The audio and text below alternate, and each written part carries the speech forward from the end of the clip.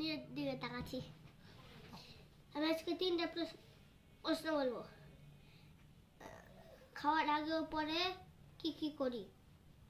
হাতে আমাদের অনেক জীবাণু থাকে, তাই হাত ধৌত করি, কারণ হাত অপরিষ্কার থাকলে খাবারের সাথে ময়লা পেটে গিয়ে অসুখ হতে পারে।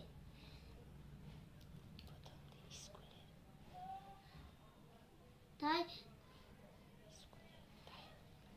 স্কুলের প্রথম দিন কেমন লেগেছে? তুলির ছবির মতো একটি সুন্দর ঘর আছে। ঘরের জিনিসপাতি খুব সুন্দর করে সাজানো গুছানো আছে।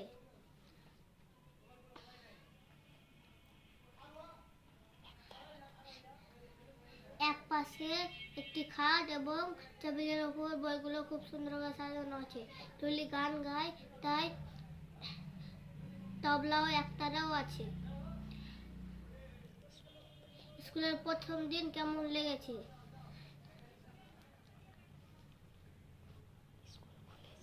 স্কুল খুলেছে,